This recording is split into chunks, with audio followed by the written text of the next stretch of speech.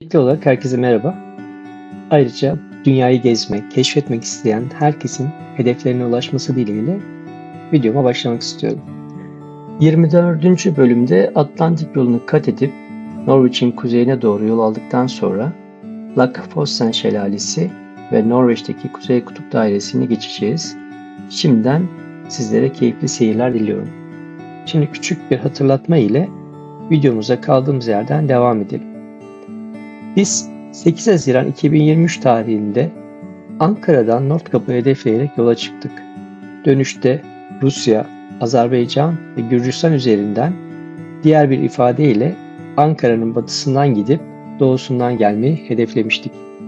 Yaklaşık 15.000 kilometrelik yolu şükürler olsun ki kazasız belasız tamamlayarak 28 Temmuz 2023 tarihinde Ankara'ya, evimize vardık. Bu gezide çok şey öğrendik, çok şeyi de paylaşıyoruz. Umarım gitmek isteyenlere, hayal kuranlara yardımcı olmasını dileriz. Şimdilik keyifli seyirler diliyorum. Şöyle geçmişe bir baktığımız zaman evden ayrılalı tam bir ay olmuş. Yaklaşık 7.000 kilometre yol gelmişiz. Geçen bölümde Molde kasabasında kalmıştık. Burası çok şirin, çok güzel bir yer. Biraz tepede ve denize bakan evleriyle gerçekten bizi de büyüledi. Cuma gecesini burada geçirdikten sonra cumartesi sabahı uyanıp yolumuza devam ettik. Rotamızda en yakın Atlantik yolu var. Atlantik yolundan sonra Trondheim şehrine gittik. Daha sonra yolumuza devam ederek gelgitlerle muhteşem bir doğal gösterisini sunan Stamstromen şehrine akşamleyin vardık. Şimdi bunu detaylı olarak sizinle de paylaşalım. Atlantik rotası karavancılar için de çok uğrak bir yer ve dünyada en güzel rotalardan bir tanesi olarak gösteriliyor. Molde'ye de bayağı yakındı. Güzel bir kahvaltıdan sonra biz de kahve içmek için Atlantik yoluna devam ettik.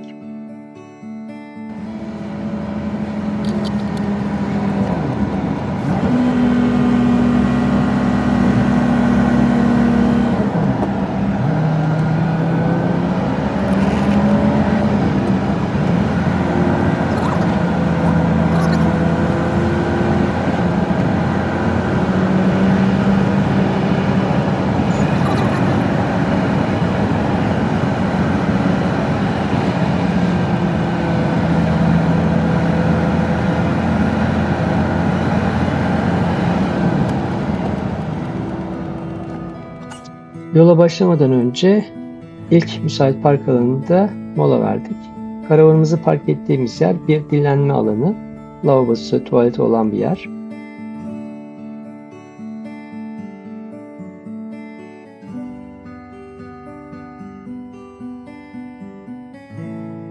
Karavanın hemen karşısındaki alana geçip oralarda biraz keşfedip farklı bir açıdan köprülerin fotoğrafını çekmek istedik. Güzel bir açı yakaladığımızı düşünüyorum. Gayet güzeldi.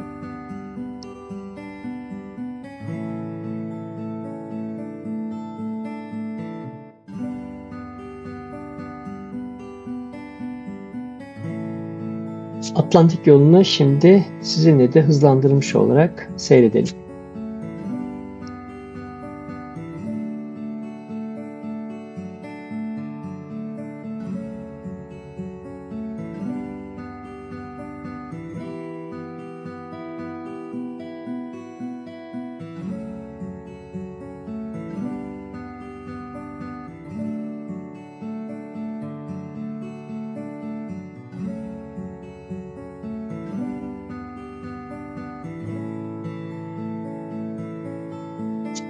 Okyanus üzerinde yer alan adaları birleştiren Atlantik yolu, karavancılar için de dünyadaki en güzel rotalardan bir tanesi.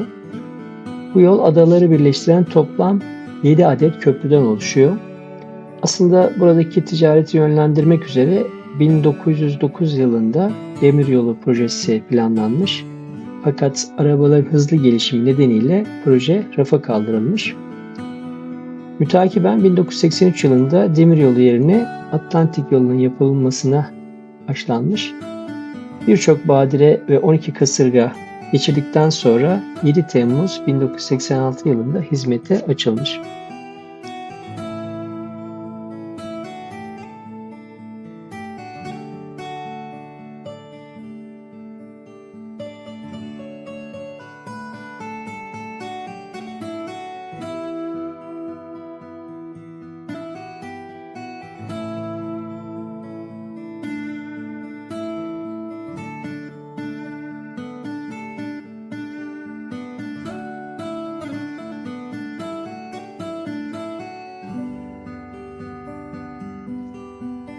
Bu yol boyunca kamp yapılabileceğini düşünüyorum. Biz kalmadık. Birçok karavan geceyi burada geçirmiş görünüyor. Tabi buraya gelirseniz buralarda konaklamak için müsait alanlar da var. Yol boyunca her yerde karavanları görmek mümkün. Ama yine de yer bulunabiliyor. Ayrıca bu bölgeden itibaren Norveç somunu yaygın bir şekilde bulunduğunu ve balıkçılıkla uğraşıldığını gittiğimiz yerlerde de gözlemledik.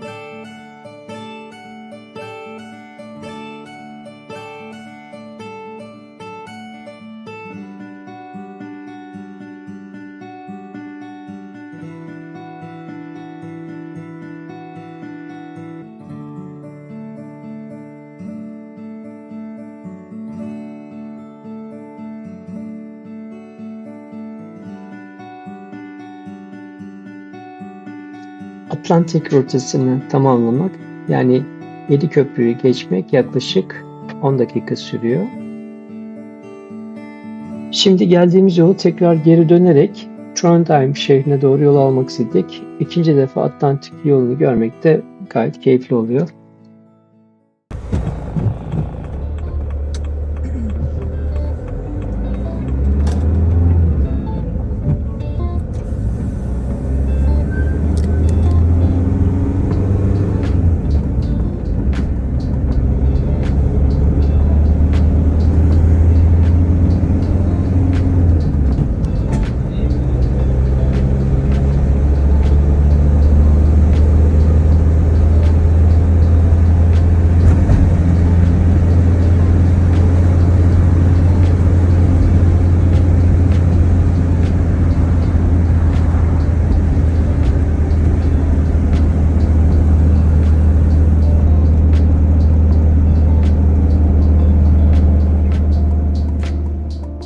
Fiyortları sadece feribotlarla geçmiyorsunuz. Böyle yüksek köprüler de var. Sanırım bu deniz ticaretinin kesinti sürmesi için büyük gemilerin geçmesi maksadıyla böyle yüksek yapıyorlar. Bizim için de keyifli.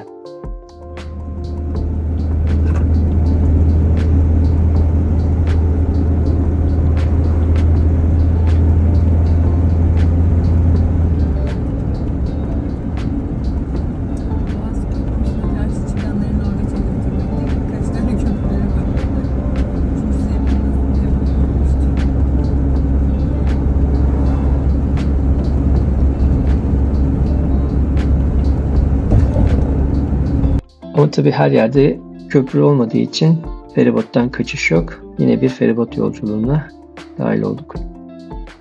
Yolculuğumuz boyunca bir göl kenarındaki kamping dışında ücretsiz tuvalet boşaltma ve temiz su alma istasyonu gördük. Yemek molasıyla birlikte tüm ihtiyaçlarımızı giderek yola devam ediyoruz. Burada ilginç bir nokta, tuvalet boşaltma yeri logar kapağını kaldırarak boşaltım yapılıyor.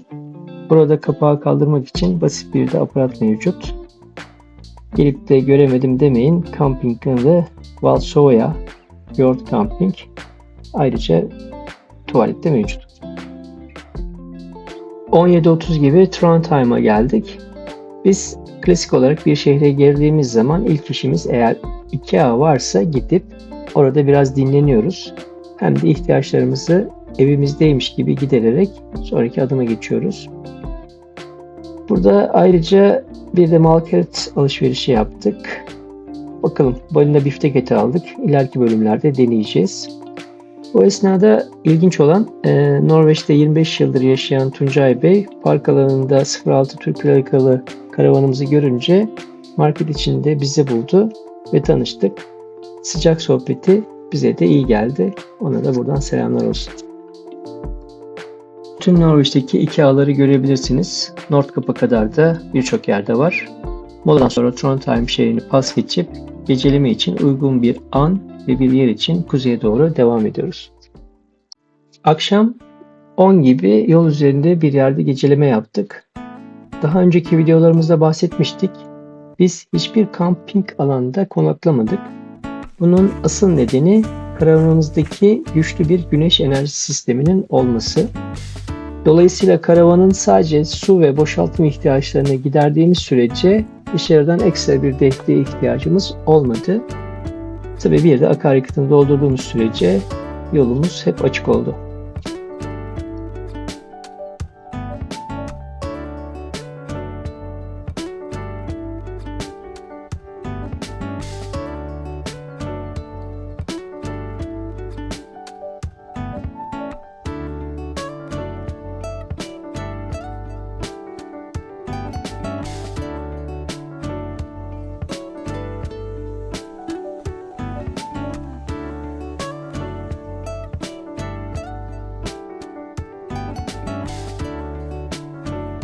Gecelemeyi bu göl kenarında geçirip sabah kahvaltısı yapmadan yola, yani hep söylediğimiz gibi kuzeye doğru devam ediyoruz.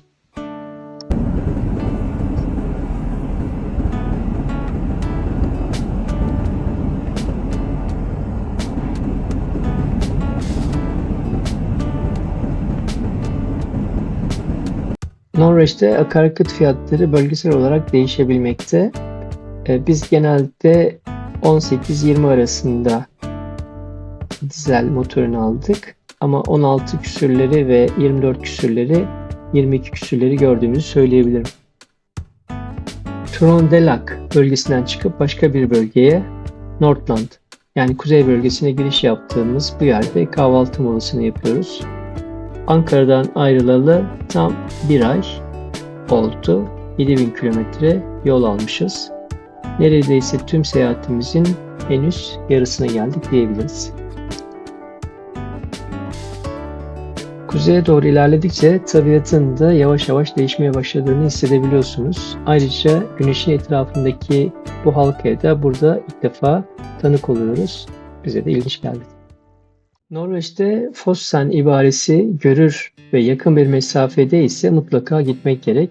Çünkü muhteşem bir doğaya tanıklık edebiliyorsunuz. Bu bölümdeki kısmetimiz Lak Fossen Şelalesi. Hem yola 1-2 kilometre yakında hem de müthiş bir görsel sunuyor. Yeterince ücretsiz park alanı da mevcut. Tavsiye edilir.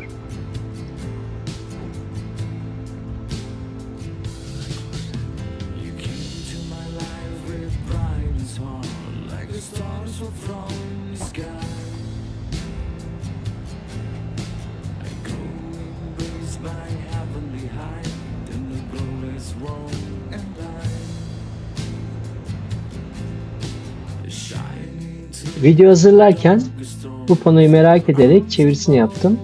Şelalenin yanındaki kafe ve işletmenin 12 milyon Norveç krona satık olduğunu ve cirosunun da 5,2 milyon Norveç krona olduğunu öğrendim. İlgilenen olursa ve hala satılıksa teklifi değerlendirebilir. Şimdi şelalenin sesi ve görselliğiyle bu güzel manzarayı tekrar hep beraber izleyelim.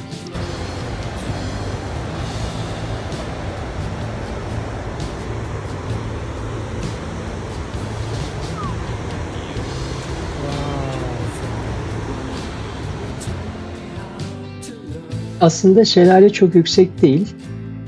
Kaynaklarda 12 metre yüksekliğinde ve 20 metre genişliğinde olduğu belirtilmiş. İlginç olan ise şelaleden saniyede 700 metreküp, yani 700 ton su nehre akmakta.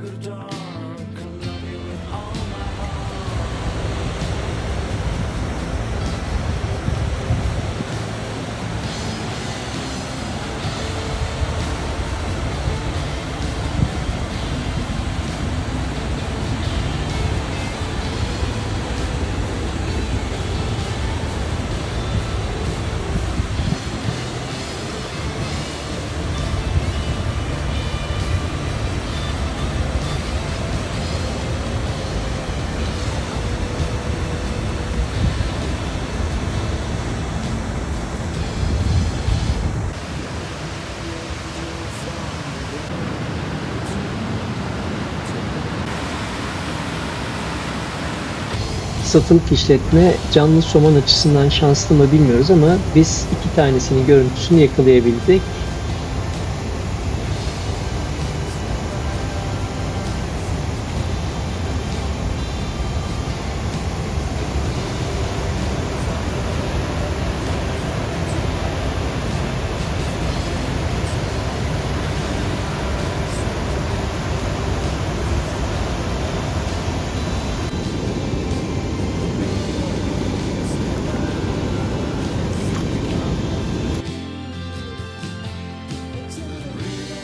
Bu manzaraya doyamadan tekrar E6 yoluna çıkıyoruz. Norveç'te karavancıların ihtiyaçları için yeterince destek ve imkan mevcut. Burada da kısa bir su takviyesi ve gri su boşaltımı yaptıktan sonra hızlandırılmış olarak yolumuza devam ediyoruz.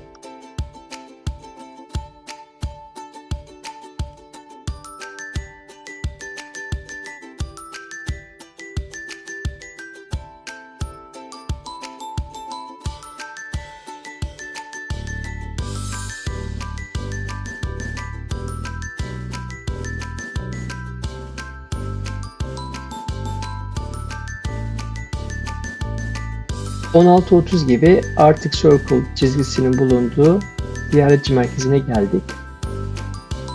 Burası yeterince park alanının olduğu ve içerisinde hediyelik eşya ve güzel bir restoranın bulunduğu bir dinlenme alanı. Biz burada konaklamadık. Ancak gece konaklamanın yasak olduğuna dair de bir işaret dikkatimizi çekmedi. Birçok karavancı ile birlikte burada güven içerisinde kalınabileceğini, geceleme yapılabileceğini değerlendiriyoruz.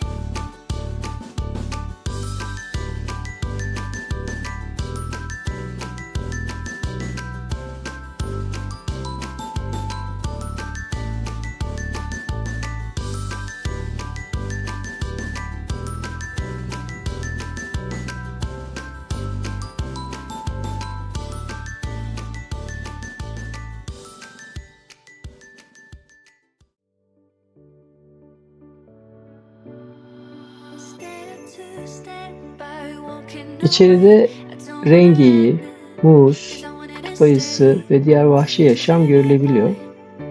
Finlandiya'daki merkez Norveç'tekine göre çok daha büyük ve pazarlamaya yönelik eğlence alanlarıyla dolu.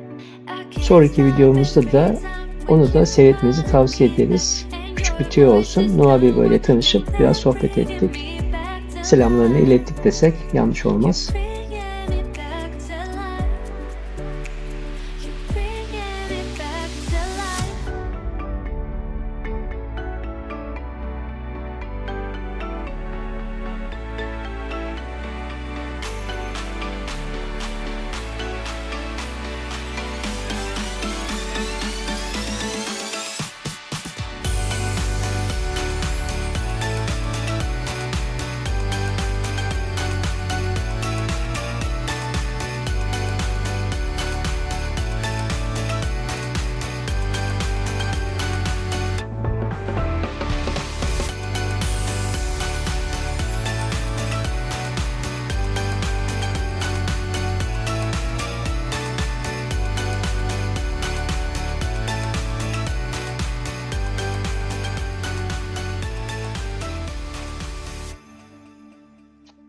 Ankara'nın enlemi 39.47 kuzey enleminde. Burası 66.33. Nordkap ise 71.10 kuzey enleminde bulunmakta. Yolumuz 5 enlemlik bir yol kaldığını söyleyebilirim.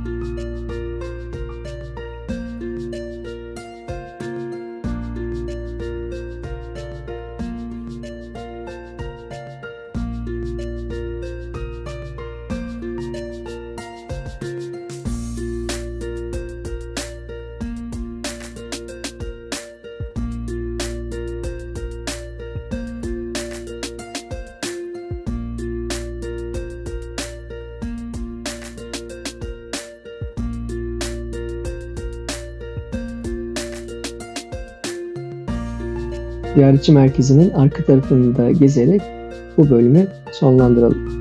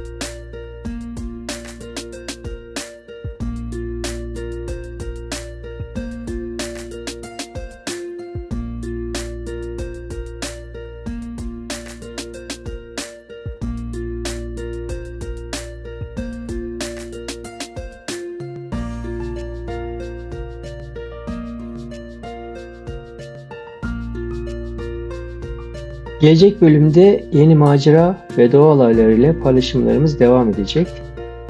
Lofoten takım adalarına gidip Norveç'te Temmuz ayında denize girilerini test edeceğiz. Ayrıca Stalstromen'de olağanüstü bir doğa olayını gelgiti izleyip dünyamızın güzelliklerini keşfedeceğiz. Bunun yanı sıra dünyadaki en güzel futbol sahalarından biri kabul edilen balıkçı kasabası Henningsvær'deki sahayı adımlayacağız.